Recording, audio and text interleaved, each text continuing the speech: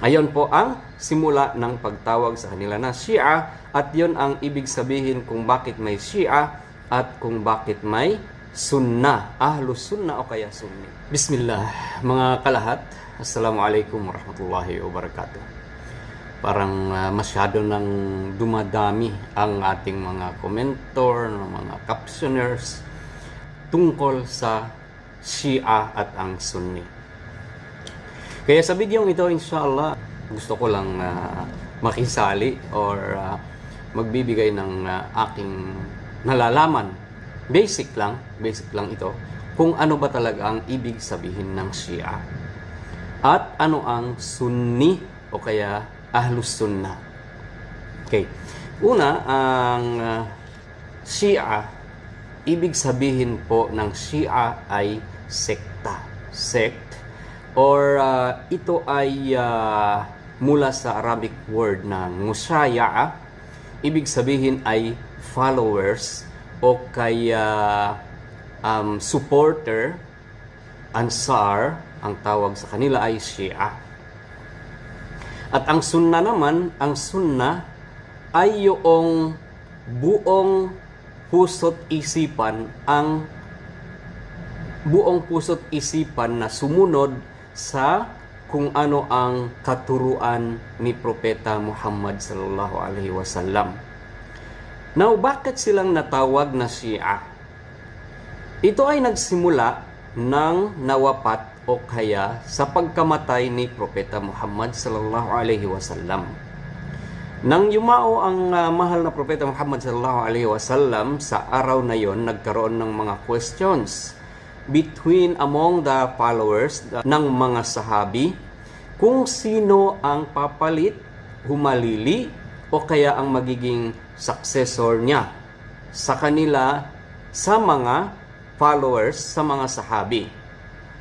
At dahil sa maraming mga angkan ng mga Arabo ang naging followers ni Propeta Muhammad sallallahu alaihi wasallam, at dumami na ang mga questions, katanungan kung sino nga ba, sino ang nararapat, agad-agad pumunta si Umar ibn al-Khattab, isa sa 4 na sahabi na talagang malapit kay Propeta Muhammad sallallahu alaihi wasallam, at prinoclaim niya na si Abu Bakar as-Siddiq ay ang magiging khalifa, ay maging kapalit ni propeta, although hindi naman maging propeta, pero maging kalipit na lang, humalili sa kanya, mamumuno sa mga kamusliman o sa mga Muslim sa panahon na yon.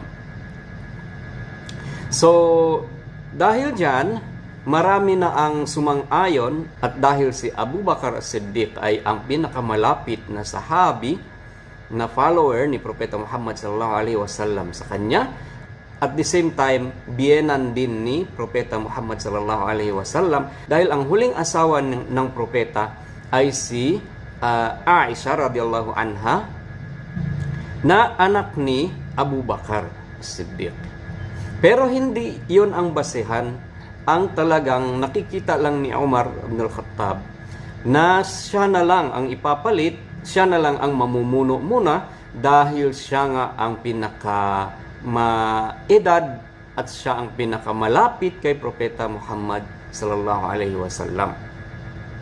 Ngayon, ang pang-4 na sahabi na malapit kay Propeta Muhammad sallallahu alaihi wasallam, dahil sila ay si Abu Bakar, Umar at Uthman ibn Affan, at pang-4 ay si Ali ibn Abi Talib, ay ang pinsan ni Propeta Muhammad sallallahu alaihi wasallam, ngunit wala siya doon ng oras na yon, dahil siya ay busy kasama ang mga ibang sahaba doon sa pag-aasikaso ng mga labi ni Propeta Muhammad sallallahu alaihi wasallam. Kaya ang mangyari, dahil wala doon si Ali, at dahil siya ay nakakabunso pa naman sa kanila, so wala namang mali sa ginawa ni Umar ibn al-Khattab sa pag-proclaim kay Abu Bakar. Now, pagkatapos nun, medyo nagkaroon ng bulong-bulungan na kung bakit daw si Abu Bakar ang na-proclaim na mamumuno sa mga Muslim, which is meron pang mas malapit na kamag-anak at katutubo pa ng Quraysh ng mga taga Makkah, although nasa Madina na sila, meron pang mas descendant. Oo. Sa kay Propeta Muhammad sallallahu alaihi wasallam, at siya ay si Ali na dapat italaga upang mamuno.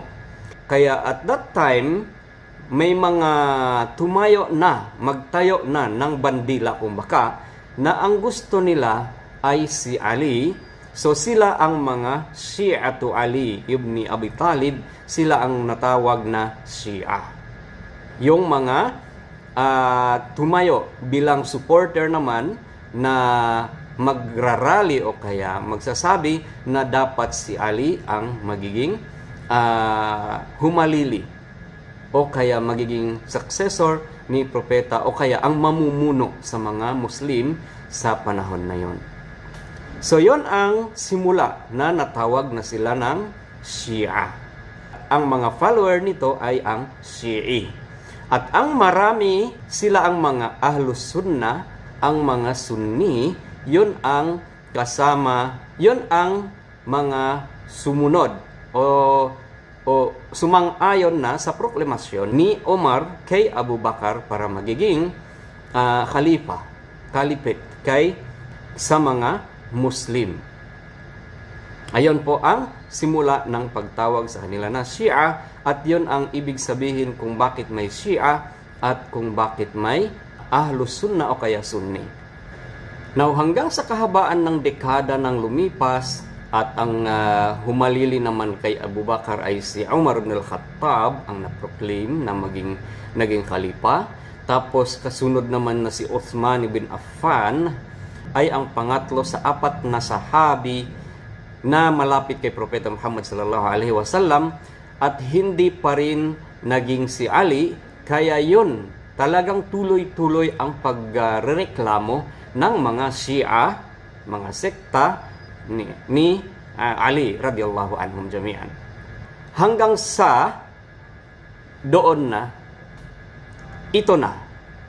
Hanggang sa tuloy-tuloy at lumakas ang tensyon at di na napigilan hanggang may lumabas naman na sekta ng Shia. Kasi by the way, ang Shia hindi lang iisa. Marami sila. Nagsimula na noon hanggang sa kahabaan ng panahon, may mga Shia na iba't ibang sekta rin.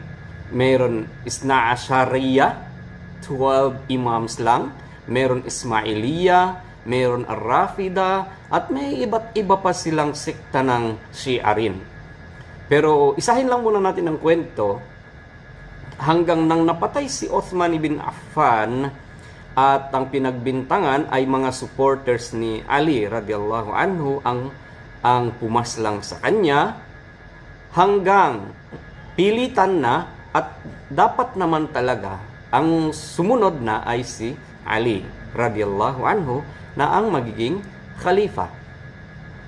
Ngayon, hanggang sunod-sunod nang naging khalifa at tuloy-tuloy na rin ang separation ng iba't ibang grupo na, iba't ibang sekta, hanggang namatay ng yumao naman si Ali pagkatapos ng kanyang term, at ang ipinalit ng kanyang anak na si Hasan ibn Ali. Pero ang problema naman, meron pa rin na hindi sumang-ayon dahil ang sinasabi naman nila na ay hindi dapat dynasty. Oo, hindi dapat dynasty. Hindi porke si Ali ay descendant ng Propeta Muhammad sallallahu alaihi wasallam, tapos ang gagawin naman ng pinuno ay ang anak niya na si Hasan, tapos sunod-sunod ng ganon. Sabi nila hindi pwedeng ganyan. Ito na may grupo ni Muawiyah, at ang sabi ng mga follower naman nitong Muawiyah, dapat siya naman ang humalili at maging sumunod na mamumuno. So itong si Hasan ibn Ali, anak ni Ali, ay may open-minded at may malambot na puso. Sabi niya, para lang wala nang problema ang buong angkan ng Muslim para wala ng gulo, sige, ibigay ko na lang kay Muawiyah ang pagiging leadership ng mga Muslim. Ayon. So ang problema naman ngayon, nang naging hawak na ni Muawiyah ang leadership, ang pamumuno sa mga Muslim after ng ilang taon na, ay ipinamana naman pala niya sa kanyang anak na si Yazid. So nandoon na naman ang tension at ang iba ay, ang sinabi ng iba, bakit ganon? Ang usapan, hindi magiging dynasty, hindi magiging sunod-sunod sa pamilya at salitan. So ang nangyari, nagkaroon na naman ng tension, nagkaroon ng gera, nagkaroon ng mga ma'rakah. Meron ng mga tinatawag ng ma'rakat Jamal, ma'rakat Siffin, ma'rakat Karbala. Yung gera ng Karbala, at ito ang pinakamalaking kasaysayan, ang pinakamalaking gera sa kasaysayan ng pagkaroon ng Shia ay ang Karbala. Nang sumulat ang mga taga-Kufa sa Iraq na dapat daw palitan na ni Hussein. Si Hussein naman ay kapatid ni Hasan. Palitan ni Hussein si Yazid, yung anak ni Muawiyah, dahil nga ang usapan ay salitan ang pagiging pamumuno sa mga Muslim ng panahon na yon. At dahil inuulanan ng sulat si Hussein para siya ang magiging leader, at pumunta siya ng Kufa sa Iraq na yan. At pagdating pala doon ay hindi naman pala ganon katotoo ang mga sulat nila, at nag-iba ang ihip ng hangin. Pag-uwi ni Hussein, bumalik sa area nila, ay pinaslang din siya at pinatay siya ng mga ibang grupo naman. So yon ang kinaibahan ng Shiat sa mga Muslim, dahil ang Karbala na ito ay tinuturing nilang historical na ginawaan pa nila ng mga okasyon, at dahil sa pagkapatay ni Hussein, anak ni Ali. Pero sa mga Sunni naman ay hindi. Ito ay may ibang kwento. Ang Ashura na ito ay alaala ng panahon pa ni Musa alayhi salam, at ito ay paggawaan na lang ng mga good deeds, hindi para sa event ng Maktal o kaya martyrdom ni Hussein. Ayon. So now ang naging Iran na lang ang focus ng mga tao sa mga Shia, although hindi lang naman sila sa Iran, meron sa Lebanon, meron sa Iraq, sa Azerbaijan I think, at sa iba't ibang area, sa Morocco, at kahit sa Saudi Arabia, meron pa ring mga followers nitong mga Shia. Shia man sila ng 12 Imam o kaya ng Ismailiya, ng Rafida, at ng kung anong sekta pa, dahil ang dami nga naman talaga. At ang kinaiinis ng mga Sunni, ng mga ibang may something tawag niyan, pagko-consider ng mga Shia na itong mga sahabi na si Abu Bakar, Umar, Uthman, kasama si Sayyida Aisha radhiyallahu anha, si Aisha, ay sinasabi nilang kufur. Na sila ay mga blasphemy o kaya disbelief ang mga ito, which is hindi naman pwedeng ganon, dahil mga totoong sahabi ng Sunni itong mga ito. Ayan, so alam na natin kung ano ang ibig sabihin ng Shia, at kung paano sila naging Shia, at sino ang Ahlus Sunnah, at bakit sa Iran lang sila, although may theory pang mahaba tungkol dito. Tapos ngayon, bakit ginigera ng Amerika at ng Israel ang Iran? Okay, mga kalahat, siyempre una, andiyan talaga ang geopolitics. Siyempre, gusto ng mga oppressors, kasi oppressors to, si Trump at si Netanyahu. Ang gusto nila, talagang didiktahan nila at pagmamanduhan nila at sumikip ng sumikip ang area ng mga Muslim. Oo. Bukod na doon sa dahil siyempre ang Iran ay mayaman at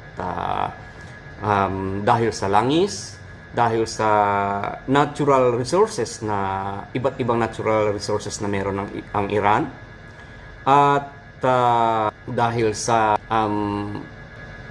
isang bansang malakas, at isa pang dahilan siyempre President ng Amerika si Trump at saka si Netanyahu ng Prime Minister nitong Yahud na ito o kaya Jewish, at iba pang kwento natin tungkol sa Jewish at saka Yahud, kung ano naman sila, anong pinagkaiba ng ito.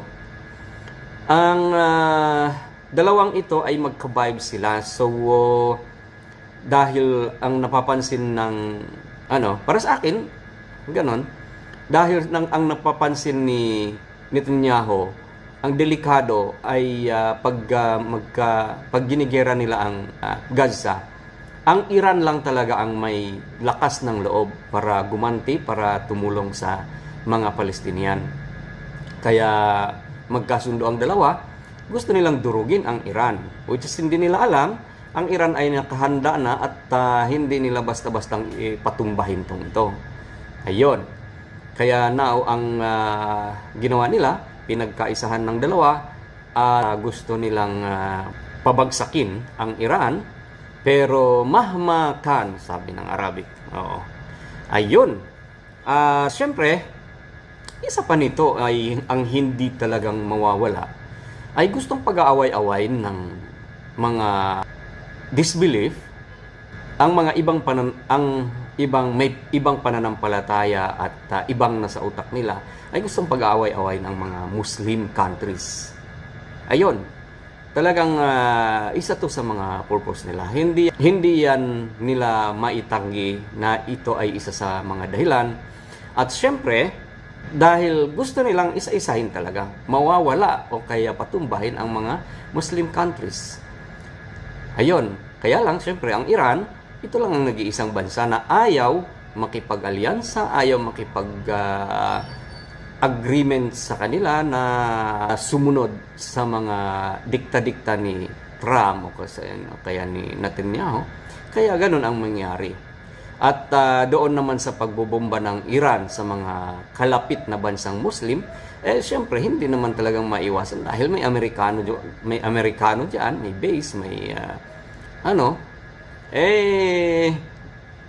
dahil sigurado pag hindi ito unahin, ay meron din silang lakas na para gumanti, para dumurog din sa Iran. So, nadadamay lang. At although may mga iba na nag-iisip, at ang masaklap dito dahil sila ay mga may alam pa, mga scholars, na ang sinasabi dahil talagang gusto ng Iran, pabagsakin naman din ang Sunni at ang mga bansang Arabo na tumayo bilang Sunni, which is depende na lang sa kanila, pero kung mararapat nga lang sana, huwag nating gawing issue na palalain ang diskriminasyon ng Sunni at ng Shi'i, ng Salafi at ng Wahhabi at ng Rafida. At kung meron mang ganon sa ibang usapan na yon, pero ang titingnan lang muna natin ay ang kasalukuyan na dapat iisa lang ang Muslim. Dahil yon lang naman talaga ang target ng mga oppressor na pabagsakin ang Islam. So kung tayo na mismo parang anay na kakagat-kagatin ang haligi na meron tayo sa Islam, so ang bilis lang babagsak talaga. At dahil hindi natin alam, gaya ng ginawa nila sa mga naunang bansa, pinabagsak nila ang Iraq, pinabagsak na ang Libya, at ang Syria, at ang Lebanon, at ang iba pang bansa.